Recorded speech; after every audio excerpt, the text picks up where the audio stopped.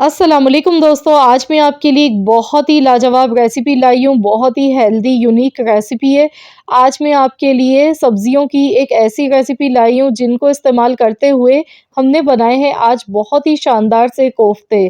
कोफ्ते का सालन इतना लाजवाब बना है कि जो लोग सब्ज़ी शौक से नहीं खाते हैं ना, तो वो भी आपसे माँग-माँग के खाएँगे। तो आज की रेसिपी बहुत ही मज़ेदार है, ज़रूर आप इस रेसिपी को मेरे कहने पर ट्राई कीजिएगा।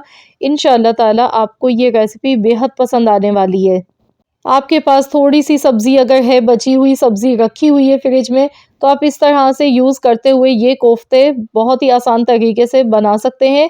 तो चलिए हम देख लेते हैं कि सब्ज़ी के कोफ्ते बनाने के लिए हमें किन चीज़ों की ज़रूरत पड़ेगी, तो यहाँ पर देख लेते हैं। तो यहाँ पे कुछ वेजिटेबल्स मैंने ले ली हैं, थोड़ी-थोड़ी सी मिकदार में ली हैं सब्ज़ियाँ। तो यहाँ पर आप देख सकते हैं कि मैंने यहाँ पर हरी मिर्च ली है 2 बारीक कटी हुई और साथ ही में बंद गोभी लिए। मैंने ग्रेट करके सब्जियों को लिया है। तो आपने भी इस तरह से ग्रेटर की मदद से सब्जियों को ग्रेट कर लेना है। बंद गोभी लिए, साथ में मैंने थोड़ी-सी मेथी इसमें ऐड की है।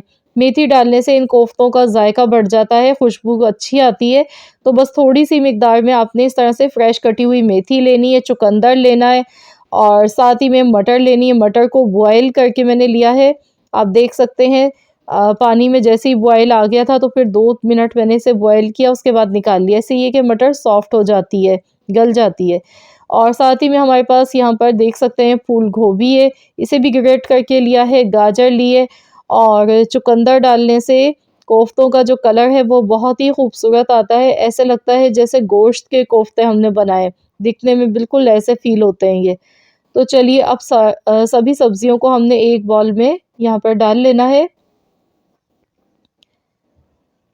तो यहाँ देखिए सारी सब्जियाँ मैंने बाउल में डाल ली हैं। अब मैं इसमें हरा धनिया डालूँगी, फ्रेश कटा हुआ धनिया ऐड किया है और मिर्च मसाला ऐड करेंगे तो सबसे पहले नमक डालेंगे हस्बे ज़रूरत और साथ ही में थोड़ी-सी पिसी हुई लाल मिर्च का पाउडर और कुटी हुई लाल मिर्च थोड़ी-सी, इस तरह से ये दोनों मिर्चें आपने ऐड कर देनी है। और यहाँ पे मैंने अब लिया है धनिया पाउडर 1 चम्मच, पिसा हुआ ज़ीरा आधा चम्मच, पिसा हुआ गरम मसाला पाउडर आधा चम्मच, लहसुन अदरक का पेस्ट लिया है 1 छोटा चम्मच। अब इसमें बाइंडिंग के लिए मैं यहाँ पर बेसन का इस्तेमाल कर रही हूँ। तो मैंने यहाँ पर देखिए आधा कप बेसन लिया है, बेसन को हल्का-सा मैंने तवे पर रोस्ट कर लिया था, ताकि बेसन का जो कच्चापन है वो निकल जाए। तो इस तरह से बेसन में थोड़ी-सी खुशबू भी आ जाती है कच्चापन ख़त्म होने से। तो अब अच्छी तरह से मिला लेंगे। बेसन डालने की मेन वजह यही है कि ये बाइंडिंग का काम भी इसमें करता है और इसे बस अच्छी तरह से मिला लें। तो थोड़ा-सा रोस्ट कर लीजिएगा बेसन को, फिर उसके बाद आपने ऐड करना है। मटर के दानों को भी आपने अच्छी तरह से इसमें मैश कर लेना है हाथों से और सारी चीज़ों को देखिए मैंने अच्छी तरह से मिला लिया। ये देखिए, अच्छी-सी इसकी बाइंडिंग बन गई है।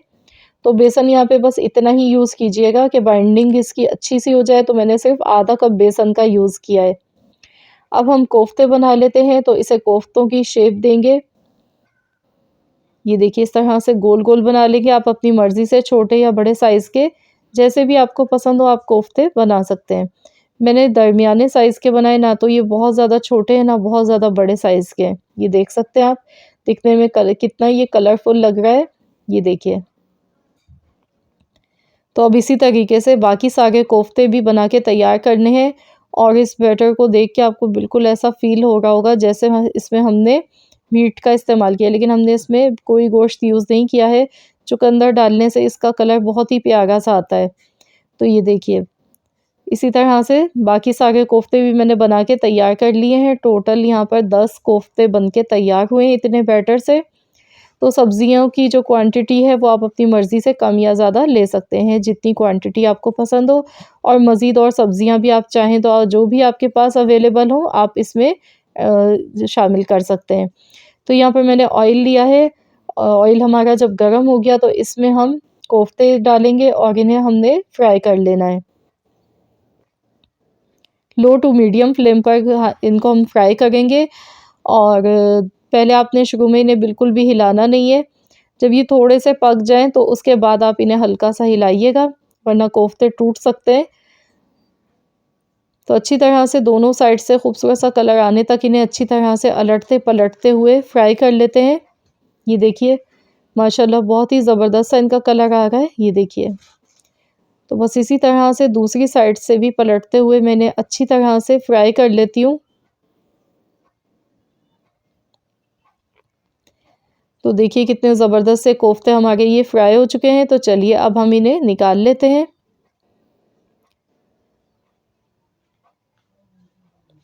और इसके बाद हमने ये जो ऑयल बचा है इसी में ही हम इसका मसाला तैयार कर लेते हैं। कोफ्ते देखिए आप कितने खूबसूरत कलर के फ्राई हुए हैं, ये देखिए।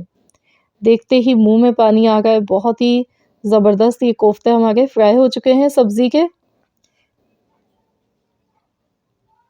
तो अब जो ये बचा हुआ ऑयल है, इसमें हम प्याज़ सबसे पहले ऐड करेंगे, बारीक चॉप की हुई। एक दरमियाने साइज़ की मैंने प्याज़ ली थी, प्याज़ को चॉपर में डालकर एकदम बारीक चॉप करके लिया है। आप चाहें तो ग्रेटर से ग्रेट करके भी प्याज़ को ले सकते हैं या पीस कर भी ले सकते हैं। तो अब हमने इसे अच्छी तरह से मिला लेना है। साबुत गरम मसाले कुछ इसमें जाएँगे, 2 बड़ी इलायची खुशबू के लिए इसमें ऐड करनी है, 5 लौंग, 1 दालचीनी का टुकड़ा। तो अब हमने प्याज़ को इतना फ्राई करना है जब तक कि प्याज़ का कलर चेंज नहीं हो जाता है, जब तक हमने इसे अच्छी तरह से फ्राई करना है। बहुत ही शानदार रेसिपी है ये आज की। और यहाँ पर अब मैं इसमें लहसुन अदरक का पेस्ट ऐड कर रही हूँ 1 चम्मच। इसे भी अच्छी तरह से मिक्स कर लेंगे। बस इतना फ्राई कर लेते हैं कि इसका जो कच्चापन है वो ख़त्म हो जाए। और इसके बाद मैं इसमें ऐड करने वाली हूँ टमाटर। 2 मीडियम साइज़ के मैंने टमाटर लिए हैं और टमाटर का पेस्ट बनाकर मैंने लिया, चॉपर में डाल के बारीक चॉप कर लिया था।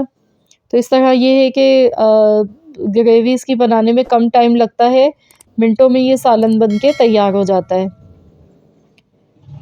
अब इसे भी अच्छी तरह से मिला लेंगे, इसमें पानी मैं बिल्कुल भी नहीं डाल रही हूँ। तो अच्छी तरह से मिलाने के बाद अब इसमें हम कुछ मसाले शामिल कर देते हैं। तो यहाँ पर सबसे पहले नमक डालेंगे, आधा चम्मच नमक, 1 छोटा चम्मच पिसी हुई लाल मिर्च का पाउडर, 1 चौथाई चम्मच हल्दी पाउडर, 1 चम्मच धनिया पाउडर। अच्छी तरह से सभी चीज़ों को मिक्स करेंगे। मसाले को अच्छी तरह से पकाएँगे हल्की आँच पर कि मसालों का जितना भी कच्चापन है वो ख़त्म हो जाए। अब यहाँ पर इसमें खुशबू के लिए थोड़ी-सी मेथी मैंने बचा ली थी, तकरीबन 2 चम्मच के करीब मेथी मैंने बचा के रखी थी। इससे शोरबे में बहुत ही अच्छा-सा ज़ायका आएगा, इसकी खुशबू फ्लेवर बहुत अच्छा लगेगा। तो इस तरह से फ्रेश मेथी आपने इस टाइम पर इसमें डालनी है मसाला भूनते वक़्त। और अच्छी तरह से मसाले की भुनाई करनी है, मसाला कच्चा नहीं रहना चाहिए। 10 से 12 मिनट इसे भूनने में लग जाते हैं। लेकिन जितनी अच्छी आप भुनाई करेंगे, मसाला अच्छी तरह से भुना हुआ होगा, इसका कच्चापन ख़त्म होगा, तभी हमारा शोरबा सालन का बहुत ही ज़ायकेदार बनेगा। तो यहाँ देखिए मैं अच्छी तरह से इसे भूनती जा रही हूँ और मुझे 12 मिनट के करीब टाइम हो चुका है। और ये देखिए मसाला हमारा बहुत ही शानदार सा यहाँ पे पक चुका है, ये देखिए। तो अब मैं इसमें पानी डाल रही हूँ, जितना शोरबा आपको चाहिए उसी हिसाब से पानी डाल लीजिएगा। एकदम से ज़्यादा नहीं मैंने डाला है, ताकि मैं पहले चेक कर लूँ जितनी ज़रूरत होगी उतना ही पानी हम इसमें ऐड करेंगे। तो अभी शोरबा इसका काफ़ी मुझे ये थिक लग रहा है, तो मैं इसमें मज़ीद और थोड़ा-सा पानी ऐड कर रही हूँ।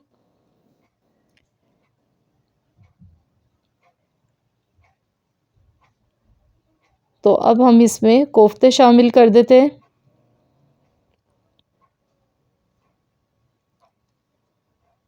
मिक्स कर लेंगे। अब कोफ्तों को बहुत ज़्यादा पकाने की बिल्कुल भी ज़रूरत नहीं है, क्योंकि ये पके हुए हैं, फ्राई हुए हुए हैं। और इसमें मैं डालूँगी 3 हरी मिर्चें साबुत ऊपर से डाल रही हूँ, इससे खुशबू अच्छी आती है। और साथ ही में पिसा हुआ गरम मसाला पाउडर 1 छोटा चम्मच, ये इसमें ऐड कर देंगे। अच्छी तरह से मिला लेते हैं। तो चलिए मैं इसे कवर कर देती हूँ। 5 मिनट के लिए हल्की धीमी आंच पर पकाना है। दम वाली आंच पर इसे हम पकाएंगे ताकि इसका अच्छा सा फ्लेवर निकल के आ जाए शोरबे में। तो यहाँ पर 5 मिनट हो चुके हैं और देखिए माशाल्लाह बहुत ही ज़बरदस्त इसकी खुशबू आ गई है। और आप लुक चेक कीजिए, दिखने में ही कितने मज़ेदार लग रहे हैं ये कोफ्ते, और ये टूटते भी नहीं है, ये देखिए। तो मैंने कंप्लीट आपको गाइड किया है ताकि आप भी जब पहली बार भी ये कोफ्ते बनाएं तो आपके भी इसी तरह से बेहतरीन से कोफ्ते का सालन बन के तैयार हो। ऊपर से फ्रेश कटा हुआ हरा धनिया इसमें ऐड कर दिया है। तो देखिए बहुत ही लाजवाब सा ये सालन हमारा बनके बिल्कुल तैयार हो चुका है। तो आप इसे गर्मा-गर्म नान, चपाती, पराठों के साथ खा सकते हैं। तो ज़रूर इस रेसिपी को ट्राई कीजिएगा और अपना फीडबैक मुझे ज़रूर दीजिएगा। बताइएगा कि आप सबको कैसी लगी है आज की मेरी ये रेसिपी। आई होप कि आप सबको ये रेसिपी ज़रूर पसंद आई होगी। वीडियो अच्छी लगी है तो लाइक कर दीजिएगा। मिलते हैं इंशाअल्लाह ताला नेक्स्ट रेसिपी के साथ।